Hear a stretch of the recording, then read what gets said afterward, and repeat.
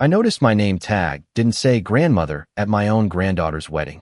It said guest.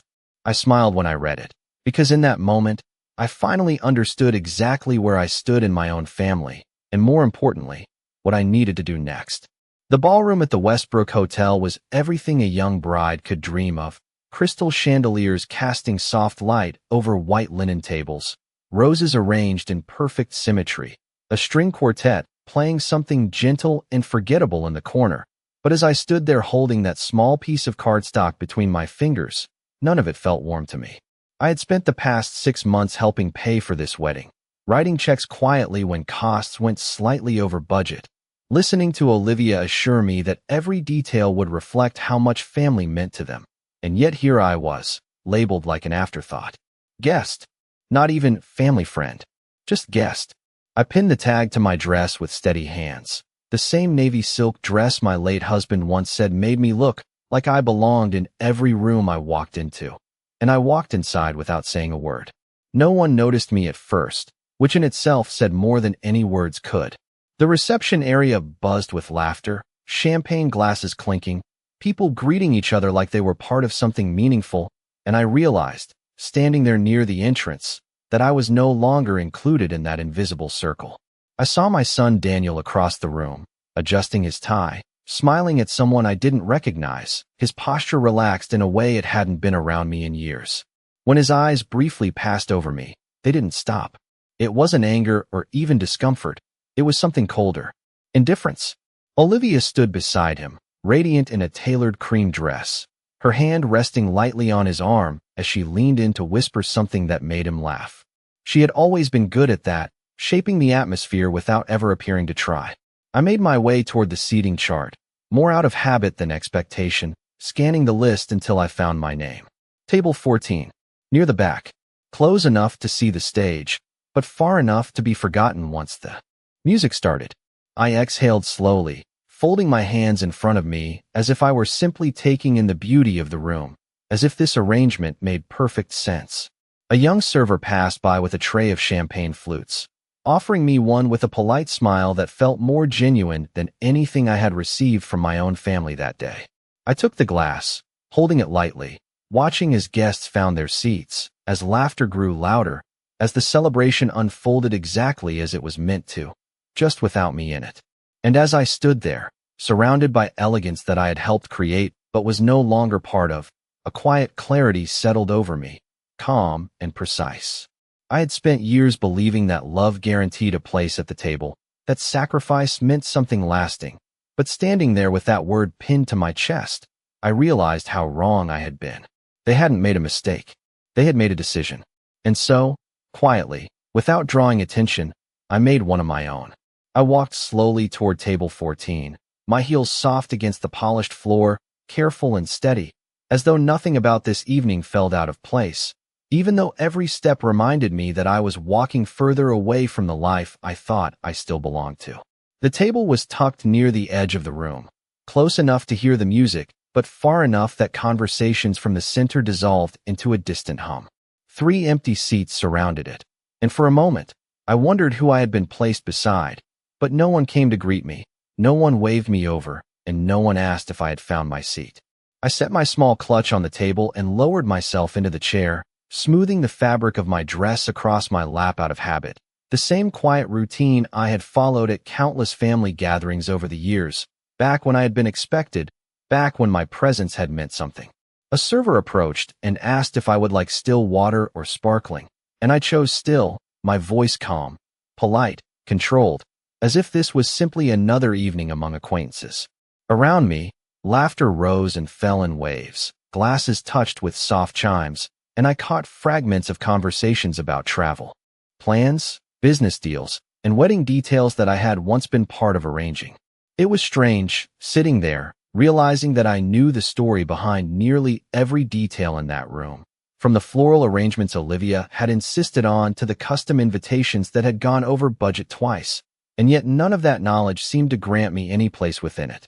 Across the room, I saw Sophie, my granddaughter, glowing in a way that made my chest tighten for a brief moment, not with pain, but with something quieter, more reflective. I remembered holding her when she was a baby, rocking her in the early mornings while Daniel and Olivia slept, whispering promises about always being there for her, always protecting her, and now here she was, stepping into her future, surrounded by people who would likely never know how much of that future had been quietly supported by someone sitting at table 14. I took a slow sip of water and placed the glass down carefully, watching as the wedding party gathered near the front, preparing for the first round of speeches. Daniel stepped up beside the master of ceremonies, his posture confident, his smile easy, and for a moment, I allowed myself to hope that perhaps, just perhaps, there would be a moment of acknowledgement, something small but meaningful, a word or a glance that would bridge the distance that had grown between us. But when he began to speak, his voice warm and practiced, he thanked Olivia, her family, the guests who had traveled from out of state, and even the wedding planner by name. Yet my name never came. Not once. The omission was not loud. It did not draw attention, and no one around me reacted, but it settled over me with a quiet finality that felt more powerful than any spoken insult. I did not flinch. I did not look away. I simply sat there, hands folded lightly, listening as if everything was exactly as it should be, because in that moment, I understood something with complete clarity. This was not about being forgotten. This was about being removed. And the difference between the two changed everything.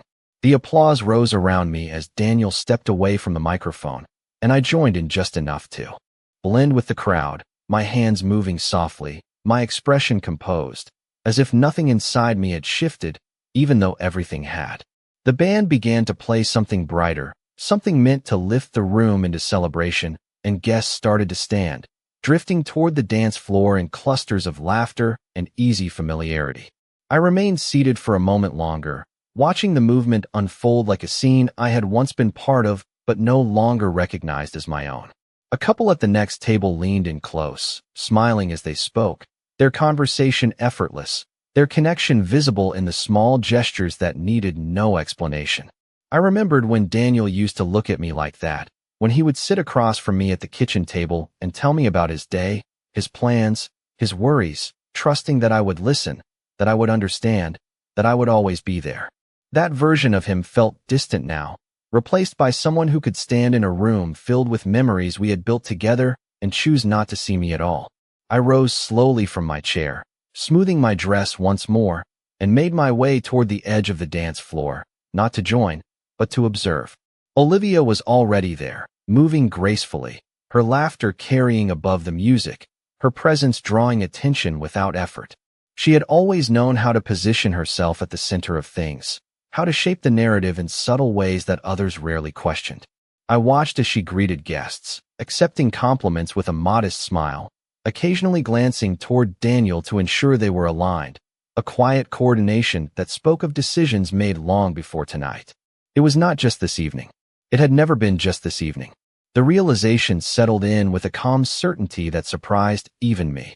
I thought back to the holidays I had spent alone after being told plans had changed at the last minute, to the birthdays where I arrived with carefully wrapped gifts only to find the celebration had already happened, to the small moments that had once felt like misunderstandings, but now formed a pattern too clear to ignore. Each one had been a step, a quiet adjustment, a gentle shift that moved me further away from the center of my own family until I stood where I was now, watching from the edge.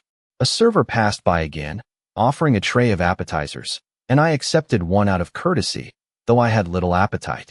The room smelled of roses and polished wood, of something expensive and carefully curated, and yet beneath it all, I could sense the absence of something real, something that could not be arranged or purchased. I took a small bite, then set the plate aside, my attention drawn back to the front as the master of ceremonies announced the next part of the evening. Speeches from close family members.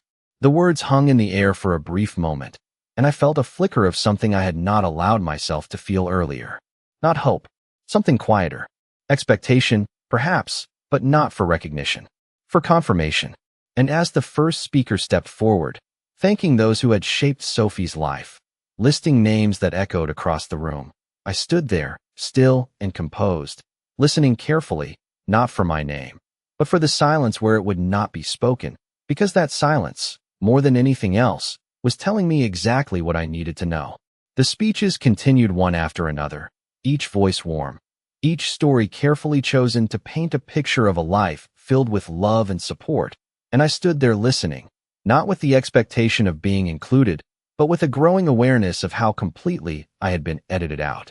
Names were spoken with affection, contributions were acknowledged with gratitude, and moments were recalled with gentle laughter, yet the years I had spent holding that family together existed only in my own memory, unspoken and unseen.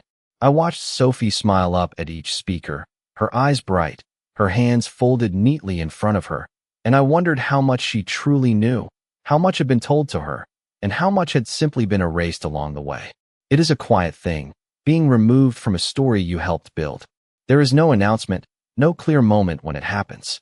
It is done in small decisions, in careful omissions, in the way conversations shift when you enter a room and settle again when you leave. I had felt it before, in fragments I chose not to examine too closely at the time. The year I was told Christmas dinner would be small, only to later see photographs of a full table filled with guests. The afternoon I arrived early to Sophie's school recital, only to learn they had changed the time and no one thought to tell me. The birthdays where invitations came late, or not at all, explained away with polite apologies that never quite reached the truth beneath them. Back then, I had accepted those moments as misunderstandings, as the natural drift of a family growing and changing. But standing there now, hearing my absence repeated in every speech, I understood that those moments had never been accidental. They had been steps. Intentional, measured steps that led to this evening, to this room, to the quiet space I now occupied at the edge of everything. I turned my head slightly and saw Olivia watching the room with a calm, satisfied expression, her posture relaxed, her presence unquestioned. When her eyes met mine, just for a brief second, she offered a small smile, polite and distant, the kind one gives to someone who no longer holds any real significance. It was not cruel. That was what made it so precise. There was no anger in it, no open hostility, just a quiet certainty that she had already secured her place and, in doing so, had quietly displaced mine. I returned the smile, matching her calm, letting my gaze move past her as though nothing about that exchange required further thought. But inside, something had settled into place with absolute clarity. This was not about being overlooked in a single moment. This was about a position that had been slowly reassigned, a role that had been rewritten without my consent. And for the first time, I did not feel confusion or even hurt. I felt understanding. A clean, steady understanding that allowed me to see the situation for exactly what it was. The music softened as the final speech ended, and the room shifted again, guests rising, conversations blending, the celebration continuing as though nothing significant had just occurred. I remained where I was for a moment longer, letting the noise pass through me without resistance, my thoughts calm, my breathing even. Then, without drawing attention, I reached into my clutch and touched the edge of a folded document I had placed there earlier that afternoon, something I had not planned to use when I first arrived, something I had almost left behind. My fingers rested against it for a brief second before I let them fall away. Not yet, not here, but soon, because now that I understood the full shape of what had been done, I also understood exactly how I intended to respond. The music picked up again, softer this time, something meant to ease the room into a rhythm of comfort, and people began returning to their seats with relaxed smiles, unaware that anything meaningful had shifted beneath the surface.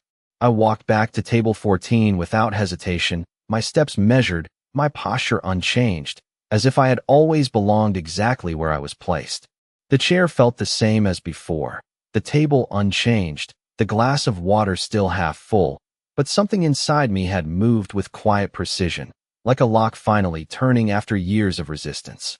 I folded my hands on the table and allowed my gaze to settle naturally across the room, not searching for attention, not waiting for acknowledgement, simply observing with a clarity I had not allowed myself before. A woman at the next table leaned toward her companion and spoke in a low voice, her eyes briefly flicking in my direction before returning to her conversation, and I realized that even strangers could sense when someone had been repositioned, when their place had been quietly reduced without explanation. It was not something announced, but it was felt. I thought about the years that had led here, not with bitterness, but with a kind of detached understanding that made each memory sharper, more defined. The small checks I had written when Daniel needed help starting his business, the weekends I spent watching Sophie so they could travel, the holidays I organized down to the smallest detail so that everyone could simply arrive and feel at home. I had never kept score. That had been my mistake. Not because love should be measured, but because it should at least be recognized. Across the room, Olivia adjusted a centerpiece slightly, her movements subtle but deliberate, maintaining control over even the smallest details, and I could see now how consistent that need for control had always been. It had not started with seating charts or guest lists. It had started much earlier, in conversations redirected, in decisions made without including me, in the gentle framing of situations that always seemed reasonable on the surface. Daniel had followed that current without resistance, not out of malice, but out of convenience, choosing the path that required the least confrontation, even if it meant leaving me behind. I lifted my glass and took a slow sip, letting the cool water settle my thoughts, and then I placed it down with the same quiet care I had used all evening. There was no rush in me, no need to act impulsively, because for the first time, I was not reacting to what was happening around me. I was preparing for what would come next. My fingers brushed lightly against my clutch again, feeling the presence of the document inside, not as a threat, not as a weapon, but as a simple truth waiting for the right moment to be acknowledged. The room continued to glow with celebration, laughter weaving through the air, music filling the spaces between conversations, and no one noticed that anything had changed. That was the advantage of silence. It allowed everything to remain exactly as it appeared, while something entirely different was already in motion beneath it. I sat there, calm and composed, no longer questioning my place, because I had finally accepted that it was not something given. It was something that could be taken back, carefully, precisely, and without a single raised voice.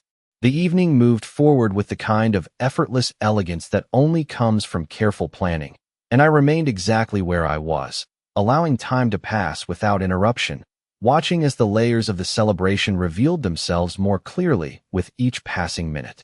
Dinner was served in courses, each plate arriving with quiet precision, each guest engaged in conversation that flowed easily, as though everything in this room had been perfectly arranged to avoid even the smallest discomfort. I noticed how Olivia moved between tables now, pausing just long enough to acknowledge guests, her hand occasionally resting on a shoulder, her smile practiced but effective, maintaining the image she had constructed so carefully. When she approached table 14, her expression softened into something polite, almost rehearsed, and she inclined her head slightly, as if greeting someone of distant acquaintance. "I hope everything is to your liking," she said, her tone measured, her eyes briefly meeting mine before shifting away. I returned her nod with equal calm, offering a small, composed smile that revealed nothing of what I now understood. "It is lovely," I replied, my voice steady, because in that moment it truly was. Not the arrangement, not the placement, but the clarity. She lingered for a fraction of a second, perhaps expecting something more, some hint of discomfort or complaint, but finding none, she moved on, her attention already redirected to the next interaction that required her presence. I watched her go without resentment, because resentment required energy, and I had none left to give to something that had already shown me its true shape. Instead, I let my attention return to the rhythm of the room, to the small details that most people overlooked. The way Daniel laughed more easily when Olivia was near. The way conversations shifted slightly when certain names were mentioned. The way people instinctively turned toward the center of the room, where the spotlight had been carefully positioned, leaving the edges in a soft, almost deliberate shadow. I had spent years believing that being at the center meant being valued, but now I saw that it often meant simply being visible, and visibility could be arranged just as easily as seating charts and floral displays. My place had not been lost. It had been reassigned. And the more I considered that truth, the more I realized that I had accepted it for far too long without question. I reached for my clutch again, this time opening it slowly beneath the table, shielding the movement with the natural gesture of adjusting. Something at my side. The document inside was still folded neatly, the edges crisp, the paper heavier than the standard stationery used for invitations or programs. I had received it earlier that week, after a quiet conversation that I had not fully understood at the time, but now every word from that conversation returned with precise clarity. It had not been dramatic. There had been no urgency in the voice that delivered it to me, only a calm explanation of facts that had existed whether I chose to acknowledge them or not. I closed the clutch again, my fingers resting briefly on its surface, and lifted my gaze toward the front of the room where the next announcement was being prepared. The master of ceremonies stepped forward once more, his voice carrying easily over the soft hum of conversation, inviting attention back to the center. Another moment designed to be shared, to be witnessed, to be remembered. And as the room gradually quieted, as glasses were set down and chairs turned slightly toward the front, I felt a stillness settle over me that was not hesitation, but readiness. Not to disrupt, not to confront, but to step forward at the precise moment when silence would carry more weight than any raised voice ever could. The room quieted as the master of ceremonies lifted the microphone again, his voice smooth and practiced as he introduced the next segment of the evening. Something about honoring those who had supported the couple along the way, and I felt the subtle shift ripple through the crowd as attention returned to the front, as chairs angled slightly inward, as conversations faded into attentive silence. It was a familiar pattern, one I had seen countless times at gatherings like this, where recognition was carefully curated, where gratitude was extended in ways that reinforced the story being told. I remained seated for a moment longer, my hands resting lightly on the table, my posture relaxed, as if I had no intention of moving at all, and then, without drawing attention, I stood. The movement was small, almost unnoticeable in a room of shifting bodies, but it felt precise, deliberate, as though I had been waiting for this exact moment without fully realizing it until now. I picked up my clutch and held it at my side, not gripping it tightly, not signaling urgency, just carrying it as one would carry any personal belonging, and I began to walk toward the front of the room. No one stopped me. No one questioned me. That was the quiet advantage of invisibility. When you are no longer seen as central, you are rarely seen as a disruption. I moved along the edge of the tables, my steps even, my gaze forward, aware of the space around me without needing to acknowledge it. The closer I came to the front, the clearer everything became, not just the physical details of the room, but the arrangement of roles, the way people instinctively deferred to certain positions, the way authority was recognized without being spoken. Daniel stood near the stage, his attention focused on the speaker, his expression composed, and for a brief moment, I saw him not as he was now, but as he had been years ago, standing beside me at school events, looking to me for reassurance, for guidance, for approval. That memory did not bring sadness. It brought perspective. I reached the edge of the stage just as the current speaker concluded, the applause beginning to rise again, and I paused, allowing the moment to complete itself, allowing the room to remain exactly as it expected to be. Then, as the master of ceremonies stepped forward to transition to the next segment, I lifted my hand slightly, not high, not demanding, just enough to catch his attention in the natural flow of movement. He hesitated for a fraction of a second, his eyes shifting toward me, assessing, uncertain, and then, perhaps recognizing something in my composure, in the calm certainty of my presence, he extended the microphone without question. I accepted it with a small nod, my fingers steady, my expression unchanged, and turned to face the room. For a moment, there was no sound beyond the soft hum of the space itself, the quiet anticipation of something unexpected but not yet understood. I did not rush to speak. I let the silence settle, let it gather weight, because silence, when held correctly, has a way of drawing attention more effectively than any raised voice. I looked out over the room, taking in the faces, the expressions, the subtle shifts of curiosity and recognition as people began to notice who was standing at the front. And in that moment, I did not feel like someone reclaiming something lost. I felt like someone stepping into a space that had always been mine, simply unoccupied for far too long. I let my gaze move slowly across the room before I spoke, not searching for approval, not seeking permission, simply acknowledging the space that had gone so long without my voice in it. And when I finally began, my tone was calm, measured, as though I were continuing a conversation that had only been briefly paused. I congratulated Sophie first, because that was the truth, because she deserved to begin her new life with something sincere, and my words toward her were warm, steady, untouched by anything that had come before this moment. I spoke of the first time I held her, of the quiet mornings when the house was still and she would fall asleep against my shoulder, of the small, ordinary moments that build a life more than any grand celebration ever could. The room listened, the kind of attentive silence that comes not from expectation, but from something quieter, something that feels real. Then I paused, just long enough for the shift to register, not abrupt, not forced, simply a natural turn in the current of the story.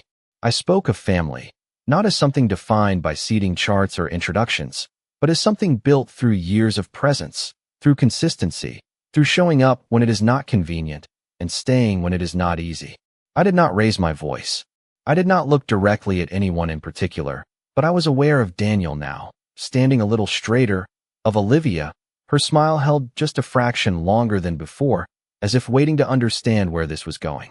I reached into my clutch then, slowly, deliberately, and unfolded the document I had carried with me, the paper catching the light just enough to be noticed without being announced. I did not wave it. I did not present it dramatically. I simply held it as one might hold a note meant to be read aloud. Earlier this week, I said, my voice even, I was reminded of something that had been decided long ago, something I had not felt the need to revisit until now. There was no tension in my tone, no accusation, only clarity. The trust that has supported much of what we celebrate today was established with a very simple condition. I let the words settle, not rushing them, allowing their meaning to form without explanation. That those who chose to exclude, diminish, or publicly disregard the person who created it would no longer benefit from it. The room did not react all at once. It never does. It shifts quietly, like a current changing direction beneath the surface. I lowered the paper slightly, not to hide it, but to release its weight into the space between us. I did not come here to disrupt anything. I continued, my voice soft, controlled, and I will not take more time than I need. I looked towards Sophie again, offering her a small, genuine smile. This day is yours, and it should remain that way. Then I allowed my gaze to move, just briefly, to Daniel, to Olivia, not with anger, not with confrontation, but with something far more difficult to dismiss. Recognition. I simply wanted to remind everyone, I said, that presence matters, and so does respect. I handed the document back to the master of ceremonies with a quiet nod, as if returning something that had never fully belonged to me alone, and stepped back without waiting for a response, because none was needed. The silence that followed was not empty. It was full, heavy with understanding, and for the first time that evening, I was no longer at the edge of the room. I was exactly where I had always belonged. The silence did not break immediately, and that was what gave it weight, what allowed it to settle into every corner of the room before anyone dared to respond. I stepped away from the center without haste, returning the microphone as though nothing unusual had occurred, as though I had simply added one more voice to the evening and nothing more. But I could feel it, the shift, subtle but undeniable, like the air itself had changed direction. Conversations did not resume right away. Glasses remained untouched. Even the music, which had been waiting just beneath the surface, hesitated before continuing. I walked back toward table 14 with the same measured steps, my posture unchanged, my expression calm, and yet everything around me felt different now, not because I had forced it to be, but because something true had been placed into the open where it could no longer be ignored. I did not look directly at Daniel at first, but I could sense him moving, the slight scrape of a chair, the shift in his stance as he turned, no longer able to remain where he had been. When our eyes finally met, there was something there that had not been present earlier, something that replaced the quiet indifference I had seen before. It was not guilt, not entirely. It was awareness, the kind that arrives too late to prevent a moment, but just in time to understand it. Olivia stood very still, her composure intact but thinner now, as if the structure she had carefully built required more effort to maintain than it had just minutes ago. She did not approach me. She did not speak. And she did not need to. The room itself had already begun to adjust around what had been said. A woman at a nearby table leaned toward her companion, her voice low, her expression thoughtful. A man who had been laughing moments earlier now watched the center of the room with a more measured gaze. It was not chaos. It was recalibration. I reached my seat and sat down, folding my hands once more, as though I had never left, as though this had always been my place, not because it had been assigned to me, but because I had chosen to occupy it fully. The server returned, offering to refill my glass, and this time, the gesture felt different, not because of the action itself, but because I no longer felt like an afterthought receiving polite service. I accepted with a small nod, my voice steady, my presence no longer diminished by the space around me. The music resumed, gently at first, then with more confidence, as if the room needed a moment to remember how to continue. People began to move again, slowly, conversations picking up in quieter tones, more deliberate, more aware. Nothing had been destroyed. Nothing had been taken away. And yet something fundamental had shifted. I did not need to stay much longer. That thought came without urgency, without any sense of escape. It was simply a recognition that my purpose for being there had been fulfilled. I had not raised my voice. I had not demanded anything. I had simply spoken a truth that had been waiting to be acknowledged. And in doing so, I had taken back something that had never truly been theirs to give or remove. I rose when it felt natural, not when it would be noticed, and gathered my things with the same quiet care I had carried all evening.